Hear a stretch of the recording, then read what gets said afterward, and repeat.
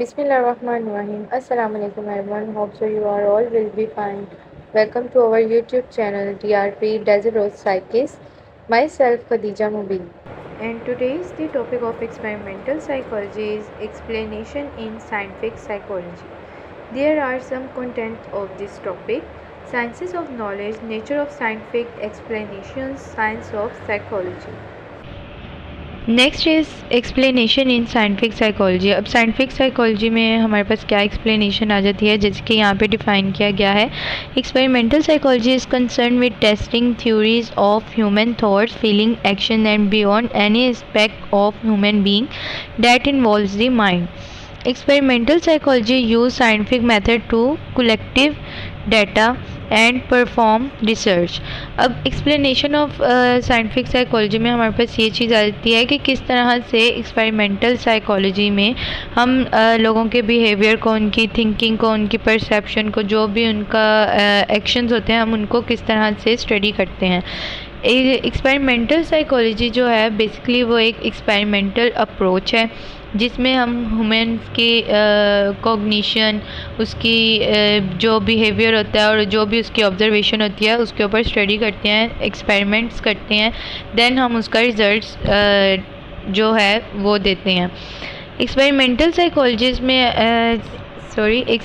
Psychologist जो होते हैं वो साइंटिफिक मेथड को यूज़ करते हैं। एक्सपेरिमेंटल साइकोलॉजी में वो एक्सपेरिमेंट का वो साइंटिफिक मेथड यूज़ करते हैं जिसमें आ जाता है उनका जो डाटा कलेक्शन होती है वो आ जाती है, और देन डाटा को कलेक्ट करने के बाद वो रिसर्च को परफॉर्म करते हैं, उसके ऊपर सारा वर्क करते हैं, उसकी डिटेल, उसका डाटा कलेक्ट करने के बाद वो उसको एनालाइज करते हैं, उसका हाइपोथेसिस निकालते हैं, कंक्लूजन देते हैं, और जो भी जिस इंडिविजुअल पर रिसर्च हो रही होती है उसका पूरा एक जो उन्होंने डिटेल लिखी होती है, जो भी डिटेल कलेक्ट की होती है वो डिफ़ाइन करते हैं, उसको अच्छे से एक्सप्लेन करते हैं। Science of knowledge. Next is science of knowledge. अब साइंस ऑफ नॉलेज में हमारे पास क्या आ जाता है। Scientific knowledge is empirical, it is grounded in objective tangible evidence that can be observe time and time again regardless of who is observing. Scientific knowledge is empirical, it is grounded in objective tangible evidence that can be observed time and time again regardless of who is observing। अब science of knowledge में हमारे पास experimental psychology में science of knowledge किस तरह से define की जाती है कि जो एक एक्सपेरिमेंटल साइकोलॉजी है वो एक एक्सपेरिमेंटल स्टडी है, एक्सपेरिमेंटल साइंटिफिक स्टडी है, जिसमें हम जो भी एक्सपेरिमेंटर होता है वो किस तरह से स्टडी कर रहा होता है, जो भी उसने डाटा कलेक्ट किया होता है, टाइम टू टाइम किस तरह से उसमें चेंजिंग लेकर आ रहा है, किस तरह पे उसकी ऑब्जर्वेशन चल रही है, उसके वर्क पे किस तरह से वो चीज़ों को मैनेज कर रहा है, उन्हें ऑब्ज़र्व कर रहा है, बार बार उसका मतलब कि उसको स्टडी करके किस तरह का रिज़ल्ट आ रहा है, और जो भी उसने डाटा कलेक्ट किया है उसका बार बार उसकी क्या उस पर ऑब्जर्वेशन हो रही है।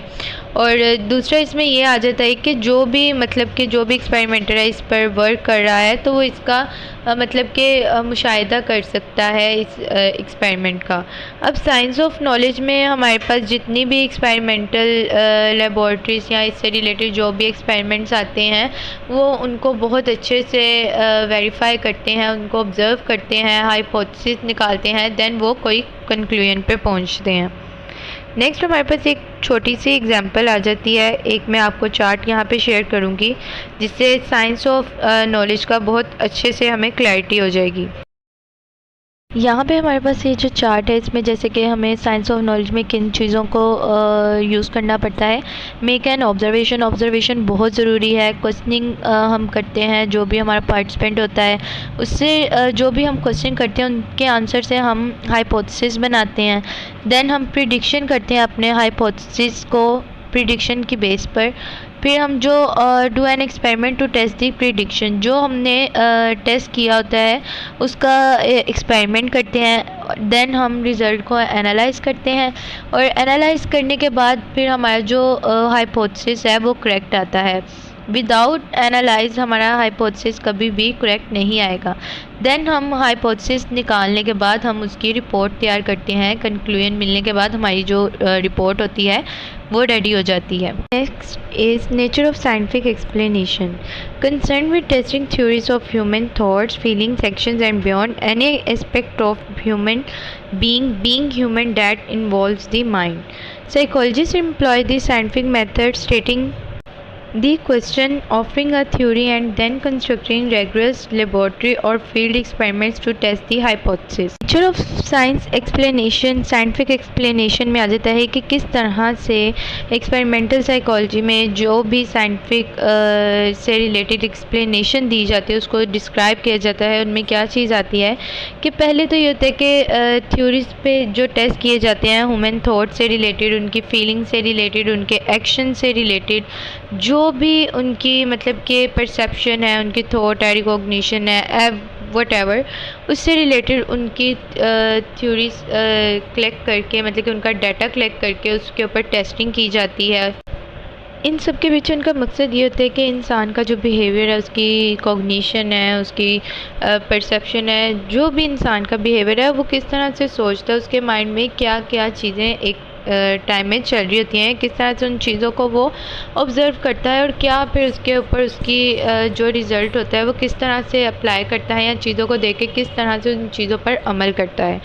नेक्स्ट हमारे पास यहाँ पे आ जाते हैं कि जो एक साइकोलॉजिस्ट होता है वो अपने एक्सपेरिमेंट से रिलेटेड जो भी क्वेश्चनिंग होती है उनको डिस्क्राइब करता है और जो भी साइंटिफिक मेथड होता है उनको यूज़ करता है अपनी एक्सपेरिमेंट में। बिकॉज जो एक्सपेरिमेंट होता है वो उसके लिए एक हेल्पफुल होता है किस तरह से वो जब वो किसी इंडिविजुअल पर कोई एक्सपेरिमेंट करता है तो उसका रिज़ल्ट फाइंड करता है। उसके ऊपर एक्सपेरिमेंट करने से ये हो जाता है कि हमें उस इंसान के बिहेवियर के बारे में आइडिया हो जाता है। जिस तरह पैवलोव ने अपनी लेबॉर्ट्री में एक डॉग पर एक्सपेरिमेंट किया था क्लासिकल कंडीशनिंग का कि किस तरह से जो उसकी जो एक डॉग था वो किस तरह से बिहेवियर को लर्न कर रहा था, किस तरह से उसने उस चीज़ को सीखा था। इसी तरह जो एक रिसर्चर होता है, एक साइकोलॉजिस्ट होता है, वो पहले सारी चीज़ों को एनालाइज करता है, उनको ऑब्ज़र्व करता है, देन वो उसके बारे में कोई ना कोई राय देता है, अपना टेस्ट से रिलेटेड हाइपोथेसिस रेडी करता है और ये सारा कुछ इस चीज़ को जो सर अंजाम देता है वो अपनी लेबॉर्ट्री में करता है इस पे पूरा काम। The last and final topic is science of psychology. Experimental psychology use scientific methods to collect data and perform research. The science of psychology benefits society and enhances our lives. Psychologists examine their relationship between brain function and behavior. अब जिस तरह के हमारे पास आ जाता है science of psychology में basically हमारे पास क्या आता है कि जो एक एक्सपेरिमेंटल साइकोलॉजिस्ट होता है, जैसे कि पहले भी मैं आपको बता चुकी हूँ कि वो साइंटिफिक मेथड को कलेक्ट करता है, उससे रिलेटेड साइंटिफिक मेथड की बेस पर वो डाटा को कलेक्ट करता है और देन वो अपनी रिसर्च को परफॉर्म करता है। अब इसमें ये आ जाता है कि साइकोलॉजिस्ट देखता है जिस इंसान पर उसने जो भी उसके बिहेवियर के बारे में टेस्ट करना है, अब उसकी थिंकिंग से रिलेटेड कोई उसने टेस्ट करना है, कोई रिसर्च करनी है तो उससे रिलेटेड वो उसकी ऑब्जर्वेशन करेगा और उसकी थिंकिंग से रिलेटेड डाटा को कलेक्ट करेगा और उसको परफॉर्म करेगा। साइंस ऑफ साइकोलॉजी का फ़ायदा ये होता है कि हमारी सोसाइटी में और हमारी ज़िंदगियों में जो भी एक जीने का मकसद है वो इन्हेंस होता है। हमारी जो सोच है उसको वो ब्रॉड करता है, उसमें बहुत सारे आइडियाज़ हमारे इन्वायरमेंट से रिलेटेड टेक्निक्स वगैरह को समझने की कोशिश करता है। अब साइकोलॉजिस्ट जो एक होता है वो एग्ज़ामिन करता है ब्रेन के फंक्शन को ह्यूमन बिहेवियर के साथ। अब जैसे कि जितने भी रिसर्चर्स हैं या साइकोलॉजिस्ट हैं उन्होंने बहुत सी रिसर्चेस की हैं।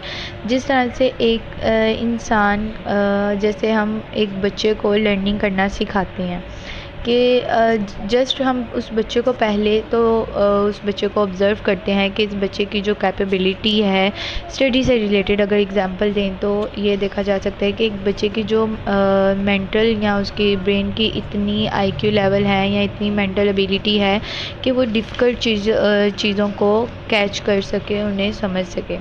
एंड हम इसमें भी यही करते हैं कि पहले एक बच्चे को ऑब्ज़र्व करते हैं, ऑब्ज़र्वेशन के बाद हमें पता चलता है कि इस बच्चे की मेंटल एबिलिटी इतनी है, आया ये इस चीज़ के ऊपर वर्क कर सकता है, उस चीज़ को समझ सकता है या उस चीज़ को याद कर सकता है या नहीं। इसी तरह हमारे साइकोलॉजिस्ट भी और रिसर्चर्स भी वो ऑब्ज़र्वेशन करते हैं, उस सारी सिचुएशन को एनालाइज़ करते हैं और अपना इससे रिलेटेड जो भी रिज़ल्ट होता है, कंक्लूजन होता है, वो आगे सब मतलब कि जो टेस्ट वगैरह होता है, जो भी इसका हाइपोथेसिस निकलता है, जो भी कंक्लूजन होता है, उसको पास आउट करते हैं एंड देन अपनी उस रिसर्च को या अपने उस एक्सपेरिमेंट को करेक्ट करवा कर पेश करते हैं। इसी तरह से हमारे पास जो साइंस ऑफ नॉलेज है, साइंस ऑफ नॉलेज में हमारे पास एक्सपेरिमेंटल साइकोलॉजी से रिलेटेड तमाम साइंटिफिक मेथड जो हैं वो आ जाते हैं, जिसमें डाटा कलेक्शन होती है। वो डाटा कलेक्शन डिफरेंट जगहों की भी हो सकती है, डिफरेंट फील्ड्स की हो सकती है, किसी की भी हो सकती है, लेकिन पहली शर्त ये होती है कि उस चीज़ को ऑब्ज़र्व किया जाए, देन एनालाइज़ किया जाए, उस टेस्ट का हाइपोथेसिस निकाला जाए एंड देन कंक्लूजन डिफ़ाइन की जाए। होप सो आप सबको ये वीडियो पसंद आई होगी। Thank you so much for watching. Please subscribe and like this channel.